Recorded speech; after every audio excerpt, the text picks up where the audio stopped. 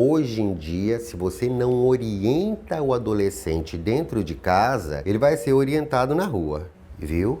E tem uma coisa, a gente tem que tomar muito cuidado, porque se você não der atenção para o teu filho em casa, lá na rua alguém vai dar atenção. E dependendo de quem der essa atenção, ele pode ir para um caminho bem complicado, como por exemplo, o caminho dos vícios, caminho do álcool, caminho do roubo, caminho da indiferença do afeto humano.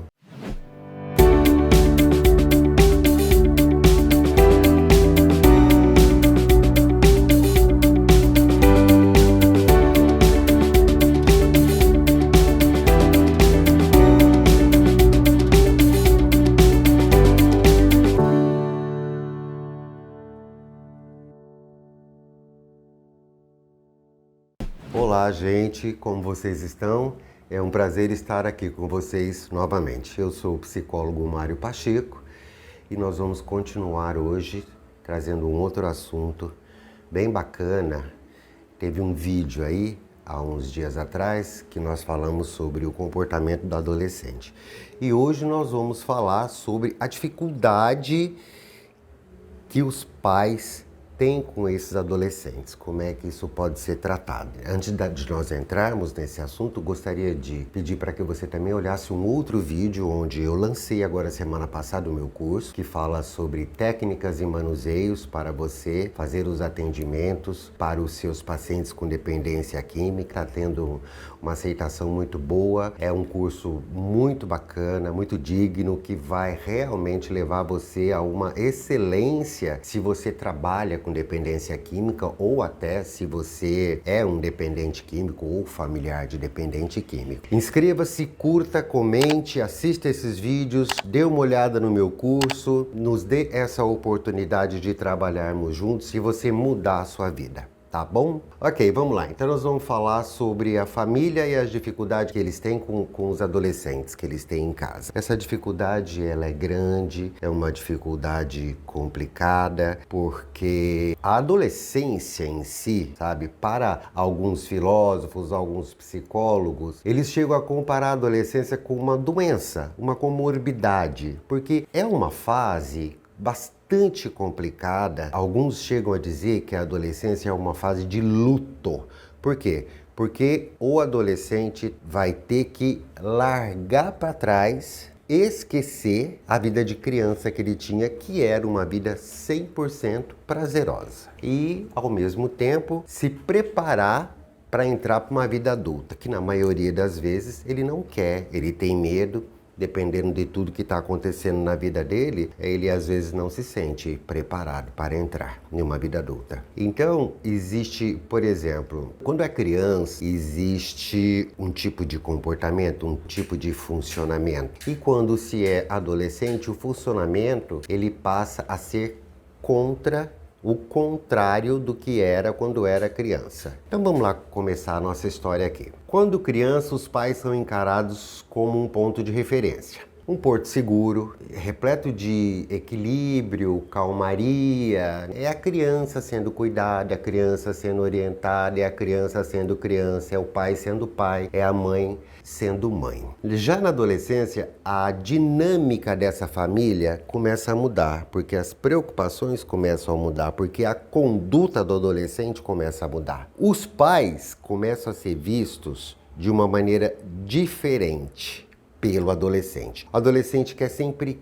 questionar as normas, as regras, o jeito que a família pensa, o jeito que o pai pensa, o jeito que a mãe pensa, o jeito que a família acha. Ele quer questionar as crenças, ele questionar as regras, a ética, às vezes até o caráter. Ele questiona. Por quê? Porque aumentou o espaço social dele. Agora ele já tem amigos na rua, ele já tem amigos na escola, ele já tem amigos no clube, ele já tem amigos em vários grupos sociais. E ele faz tudo isso porque ele sente a necessidade de procurar um caminho próprio e formar uma identidade para ele. Por que que ele sente essa necessidade? Ele sente essa necessidade porque até inconscientemente ele sabe que ele vai ter que se tornar adulto. Então ele sentindo essa necessidade, quando ele era criança, ele vivia na oposição, porque criança tem transtorno opositor. Quando ele vive na adolescência, ele tem o transtorno de conduta, ou seja, as condutas dele são outras para poder ir contra o que ele aprendeu, que é para poder criar a própria identidade dele. E cria atritos, muito atritos com as mães e com os pais. Ele não aceita que os pais julgam ele acha que ele é o melhor de todos, ele acha que ele é mais moderno, ele acha que ele é contemporâneo, que ele pode ter ideias melhores do que eles. Ele vai estabelecer um tipo de troca entre ele e o mundo à volta dele, mas ele sempre vai incluir a família, mesmo sendo contra, mesmo tendo essa conduta diferenciada, ele sempre vai incluir essa família. Por quê? Porque ele tem dificuldade para entender isso sem a base que ele teve na família quando ele estava na infância. Isso é muito comum, por exemplo, o jeito adolescente tem todo aquele movimento difícil, complicado. Depois, anos depois, quando ele se torna adulto, né, ele diz assim, eu sofri muito, eu dei muito trabalho para meu pai e para minha mãe, às vezes até usei drogas, fiz isso, fiz aquilo, mas hoje em dia eu paro e penso e percebo que a educação que eu recebi fez eu ser o que eu sou hoje. E aí pode ser coisa boa ou pode ser coisa ruim, porque ele também vai pensar para os dois lados. Se o sujeito é um drogado, um viciado, um perdido, um desonesto, ele também pode pensar assim. Eu sou assim porque eu recebi esse tipo de educação. Se o sujeito é honesto, se o sujeito é trabalhador, se o sujeito é educado, se o sujeito valoriza a família, também ele vai pensar assim, porque foi baseado na educação que ele teve. Não adianta, isso está impregnado no ser humano. O ser humano, quando ele nasce, ele é só uma bolinha de carne. E daí as coisas vão acontecendo ali. Ele tem um sistema nervoso central aqui, que é biológico. E ele não fica... O sistema nervoso central só fica pronto quando tem por volta dos 21 anos. Ele não vai ficar 21 anos no útero da mãe. Por quê? Porque ele precisa sair para biologicamente o sistema nervoso se formar junto com as interações do meio ambiente. Porque não é só bio, é biopsicossocial. Psicossocial, que é a formação. Nem sempre os pais aceitam esse comportamento dos filhos, eles sentem muita dificuldade. Eles sentem dificuldade por quê? Porque existe uma perda aparente da autoridade que eles têm. Quando o filho, o adolescente, entra nessa questão da conduta, de ir contra, de não concordar com isso, de não concordar com aquilo, não querer seguir a religião que os pais falaram, não querer estudar, ou não querer estudar, os pais acham que ele deveria estudar, frequentar grupos sociais que os pais não aprovam, os pais têm aquele sentimento de que perderam a autoridade. E tem um outro sentimento, muito complicado aí, porque tem muitos pais que têm dificuldade para aceitar o crescimento do filho. Meu filho cresceu, meu filho vai sair de casa, eu não sei quando, mas eu sei que ele vai sair, eu sei que ele vai casar, ele vai ter que ter a vida dele. Então, tem também esse sentimento. Junto a esse sentimento que o pai tem, da perda do filho, tem também o sentimento assim, nossa, eu estou envelhecendo. Porque os processos são cíclicos. O filho, o adolescente, está nesse processo, né? É cíclico. E os pais também estão nesse processo, também é cíclico. Eles já foram adolescentes, são adultos e agora estão se preparando para se transformar em velhos. E eles sentem isso também. E também é difícil para eles. Então, é difícil para o adolescente, porque ele está na formação, na descoberta de um novo jeito de viver. É difícil porque ele tem que sair da infância e entrar para a vida adulta. E isso é a coisa muito difícil que existe, uma das coisas mais difíceis que existe. Sair da adolescência e entrar para a vida adulta. Porque exige maturidade, exige responsabilidade, exige autonomia, exige a autoria da própria vida, que é a formação do ser. Mas tudo isso é feito com o tal do livre-arbítrio. Então, o livre-arbítrio, quando ele é decidido em cima do desejo, fica complicado. E muitas vezes ele entra aí nessa zona de conforto e vai postergando, procrastinando a entrada para a vida adulta. E aí complica a formação dele e complica muito mais para os pais ainda. Porque é um problema a mais. Esse menino não quer crescer, esse menino não quer se tornar adulto, esse menino não quer se tornar responsável. A questão da proteção que os pais insistem em exercer sobre os filhos adolescentes pode ser considerada uma das situações mais conflitantes. A proteção tem que ser equilibrada. Você tem que entender, procurar entender o momento certo de deixar voar, de deixar ir. mas ao mesmo tempo você tem ali uma cordinha invisível que você vai puxar, que você vai dar uns toques para que não vá para caminhos errados. Tudo isso cria uma revolta muito grande dentro do adolescente, porque ele sente que estão invadindo a privacidade dele, que estão limitando, que estão restringindo as escolhas dele, porque muitas das vezes ele se sente como se ele estivesse ainda sendo tratado como criança. Tem muitos que falam assim: meu pai e minha mãe me tratam como criança até hoje. E o pai e a mãe tem aquela coisa, né? Tem umas mães, inclusive, assim, digamos que problematicamente envolvidas no emocional, né? O meu filho tem 50 anos, mas é meu bebezinho até hoje. Vamos ser realistas, vamos ser verdadeiros. A vida é muito complicada para ficar romantizando, fantasiando. Isso daí até vale a pena num momento de intimidade, com uma pessoa que você tem uma afinidade muito grande, mas só para demonstrar carinho. Quando a gente tem que enfrentar a vida, a gente tem que ser realista, tem que ser verdadeiro. Não adianta muito, porque senão a gente só sofre. E essa questão de romantizar a vida, essa questão de super proteger os filhos, essa questão de não entender que o filho tem que crescer, essa questão de não entender que você também vai ficar velho, tudo isso causa um sofrimento muito grande se você não encarar isso. Se você ficar romantizando isso, você só vai sofrer. Uma outra coisa muito interessante é que os adolescentes também, eles modificam também o relacionamento com os seus irmãos, sabe?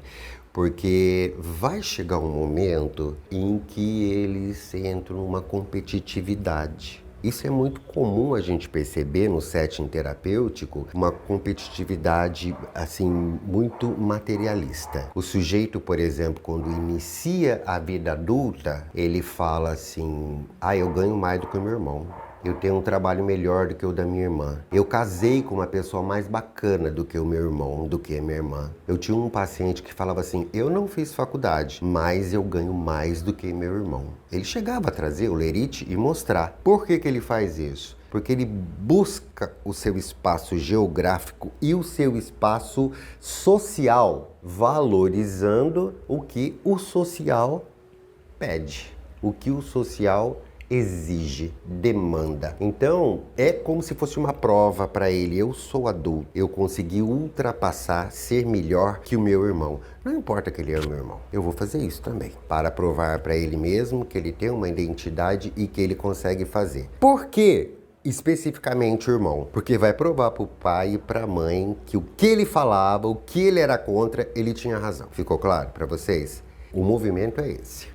Engana-se o pai e a mãe que acha que sendo neutro e justo, ele vai proporcionar as mesmas condições iguais para os filhos, tá? Engana-se, tá? Porque a maioria das vezes, quando a gente conversa com os pais, a gente pergunta assim: e os seus filhos? Você tem algum filho que você prefere mais? Não, não tenho. Eu amo igual todos os meus filhos. Isso não é correto. Cada filho nasceu numa situação diferente, cada filho nasceu num ciclo diferente, cada filho nasceu num momento diferente, especial ou não especial da sua vida, da vida do pai e da mãe. Então, tem filho que você tem que proteger mais, tem filho que você tem que ensinar mais, tem filho que você se sente mais à vontade em deixá-lo para a vida, tem filho que você sente necessidade de ficar de olho, essa posição rígida de achar que tem que tratar todo mundo igual e dar todas as oportunidades iguais para todo mundo, prejudica muito. Porque fica uma coisa muito cartesiana. As pessoas pensam muito em termos materiais, né? Eu vou deixar uma casa para cada um, eu vou deixar R$10 para cada um, eu vou deixar uma certa quantidade para cada um, é o que eu vou fazer. Eu faço questão que todo mundo faça faculdade, você vai fazer faculdade, você tem que fazer.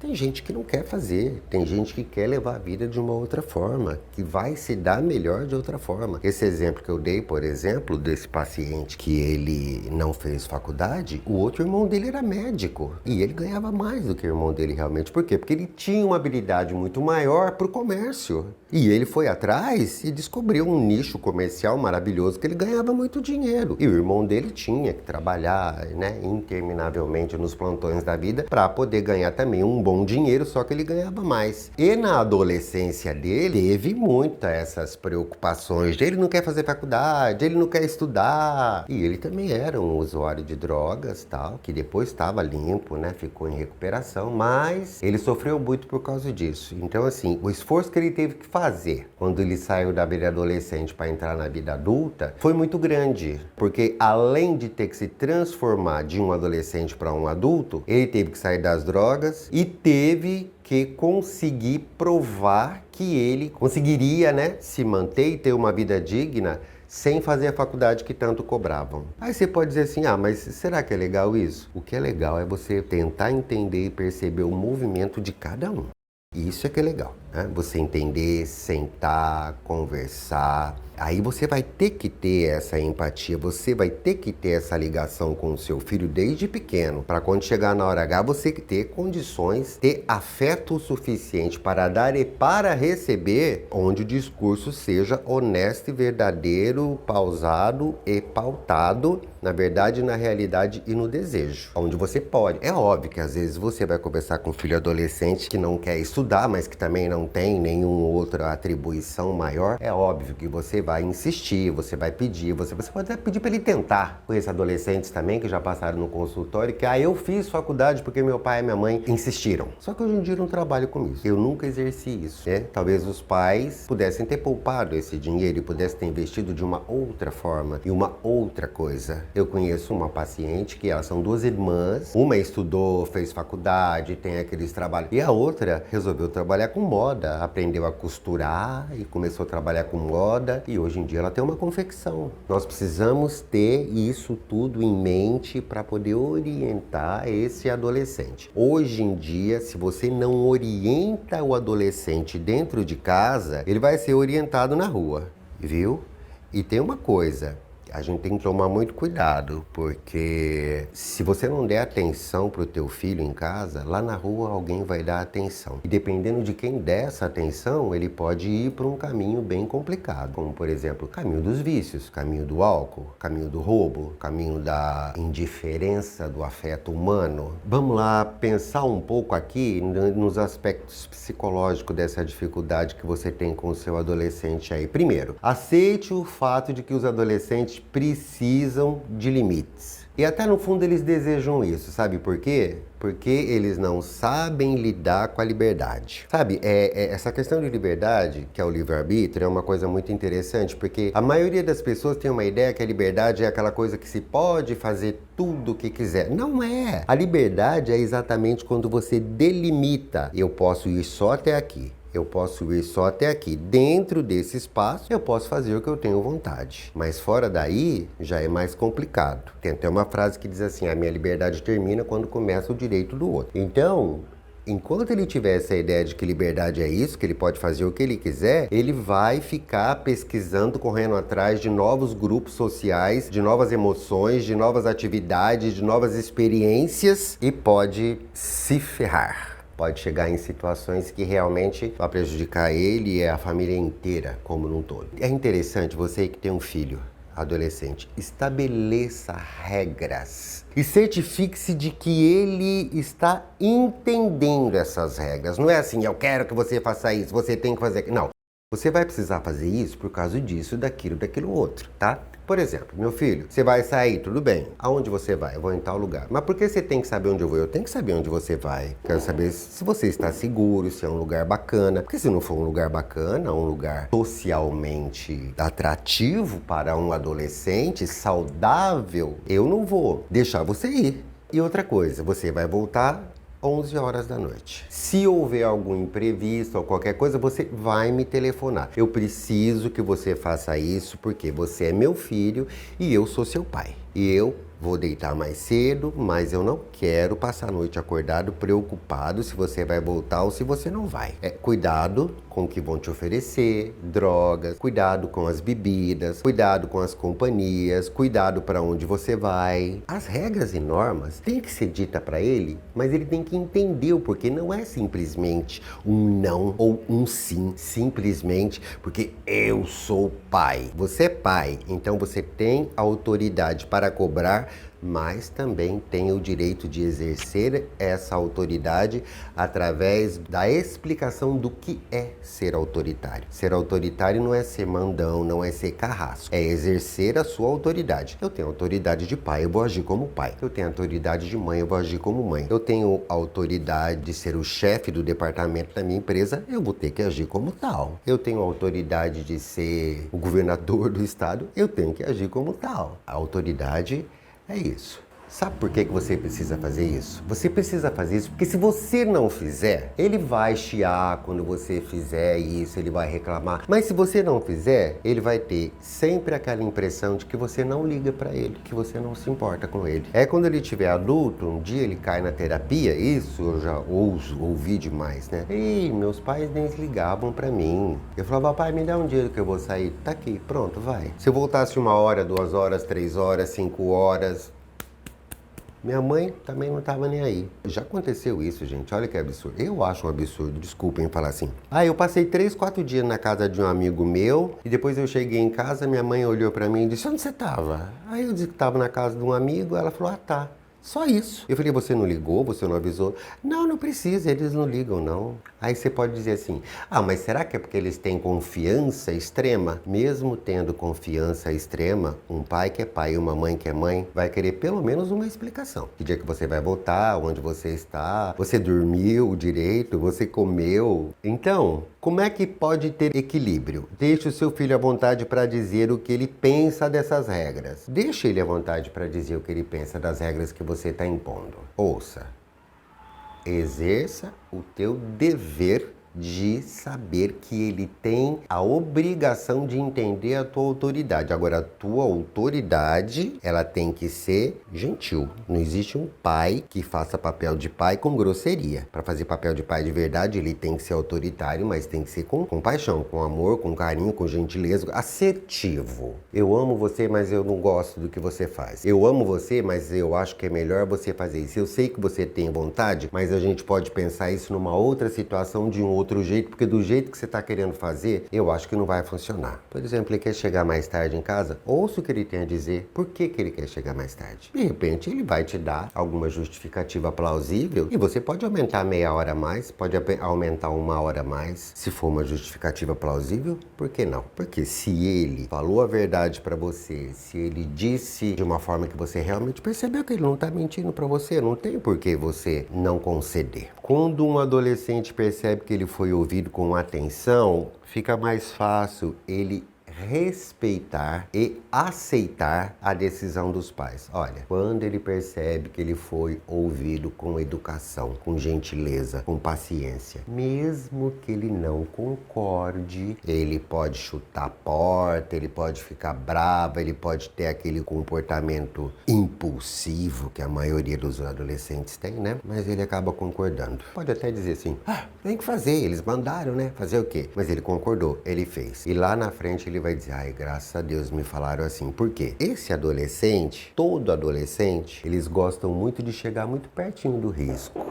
Eles adoram correr risco, eles adoram chegar muito perto do risco, eles não têm medo do perigo, eles não têm medo de não ter medo. E esse é o exercício verdadeiro na questão do medo. Você não precisa ter medo de nada na vida, tá? Mas medo de não ter medo, você tem que ter. Porque o medo, ele tempera as suas atitudes, as suas emoções e faz você entender até onde você precisa ir. Se precisa ir mais ou se tem que se segurar. Antes de tomar uma decisão, lembre-se, os adolescentes costumam pedir mais liberdade do que deveriam ter. Eles costumam pedir mais liberdade do que deveriam ter. Os pais costumam dar menos liberdade do que os seus filhos também poderiam ter. Por isso, analise bem o pedido do seu filho. Ele sempre vai pedir a mais. É muito difícil aquele filho que concorda. Olha, eu também já conheci dentro do processo terapêutico adolescentes assim adoráveis.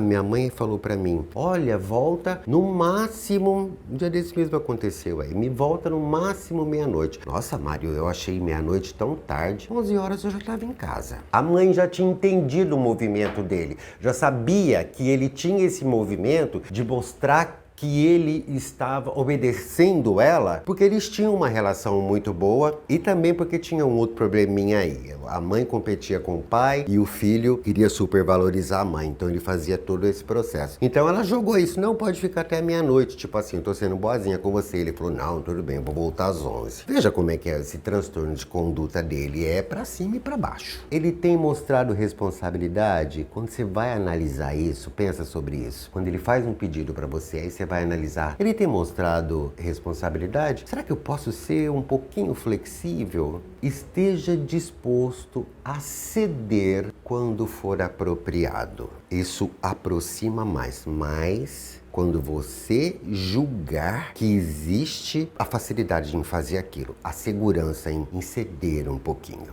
tá? É óbvio que para isso você tem que fazer o papel de mãe e você tem que fazer o papel de pai, né? Da melhor forma possível. Não existe receita, manual de instrução, ter filho não é como analisar uma receita de bolo, não é nada disso. É no dia a dia, é prestando atenção no comportamento, é prestando atenção no como ele reage, nas devolutivas que ele dá e entendendo isso. Ele está num processo de transformação muito grande, ele tem todas essas dúvidas, ele sempre vai querer mais do que você quer para ele. Às vezes os sonhos dele não são os seus sonhos. Basicamente é isso. Eu afeto o tempo todo. Pai, mãe, filho, filha, pai, mãe. O afeto, sabe?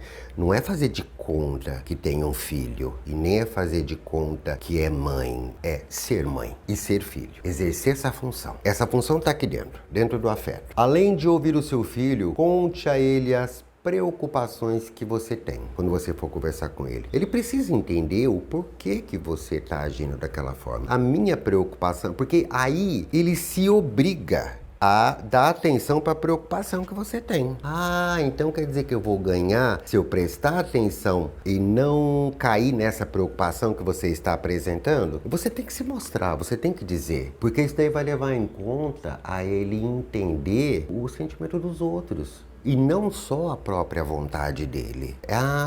Sabe, meu filho, qual é a minha preocupação? A minha preocupação é que você faça amizade com gente que use droga, é que você se envolva com gangue, é que você engravide alguma menina, é que você fique até tarde na rua e corra o risco de ser assaltado. As minhas preocupações são essas.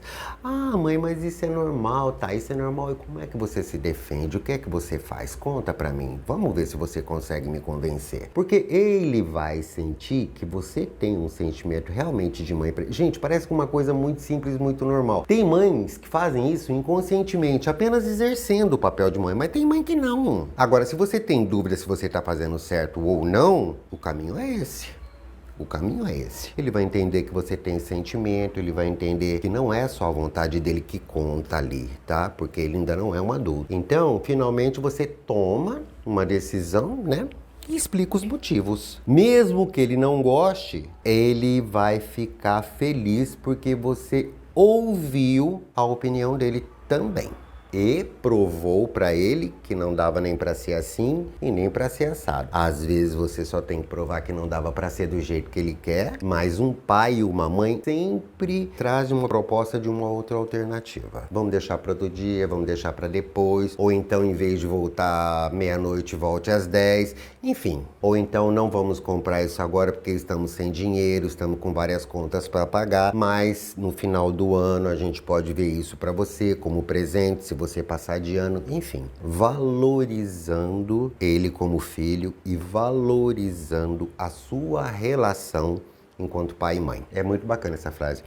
Lembre-se, um adolescente, ele é um adulto em treinamento. Mesmo quando a gente acha que ele é insolente, insuportável, ele está sendo um adulto em treinamento, porque ele não dá mais para voltar. Ele não quer ser criança, nenhum adolescente quer ser criança, todos eles querem crescer. Por um simples motivo, biologicamente, ele já tem essa pulsão de vida, tá? Apareceu pelo na região pubiana, pronto, ele já quer ser adulto. Ele quer casar, ele quer ter filho. É a pulsão sexual, que não é o sexo em si, mas é a energia, é o combustível que toca a vida do ser humano. Quando a gente fala em sexo, é da ponta do cabelo aqui em cima até a ponta do pé, entendeu? Quando é específico na genitália, é sexualidade. Então, assim, ele já tem tudo isso.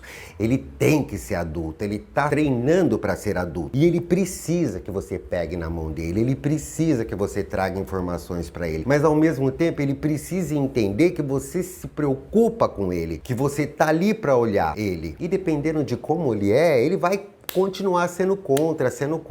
Não liga. Entenda que ele está numa fase de treinamento e que agora ele está com esse transtorno de conduta. Ah, mas eu não vou falar nada? Vai sim. Olha, você está sendo chato, você está sendo arrogante, você não está sendo legal. Eu estou aqui conversando com você, você não está cedendo e nem me ouvindo direito. Você não está me dando uma outra alternativa. Você não está deixando uma alternativa aí bacana para eu poder chegar num equilíbrio aqui para a gente acordar, para a gente fazer um acordo bacana. Tudo isso faz parte do processo do crescimento. Se ele está fazendo um treinamento para ser adulto, ele é um estagiário de adulto, você tem que ensinar ele a ser adulto. E se ensinar a ser adulto, é ensinar a dizer sim, a dizer não, é ensinar as regras, porque você, pai e mãe, é adulto, e sabe disso, sabe muito bem disso. Lembre-se, você precisa ajudar o seu filho a se tornar um adulto responsável. Essa responsabilidade que ele vai ter no futuro é da sua responsabilidade hoje, quando você está ensinando para ele. Tem uma coisa muito interessante quando a gente fala sobre dizer sim e dizer não. Quando é que eu vou dizer sim e quando é que eu vou dizer não? Porque tem muita gente que entende essa coisa do limite, é dizer não. O tempo todo, não. Eu já disse que não, eu já disse que não. Não é isso. Limite não é isso. Limite é o limite, ó.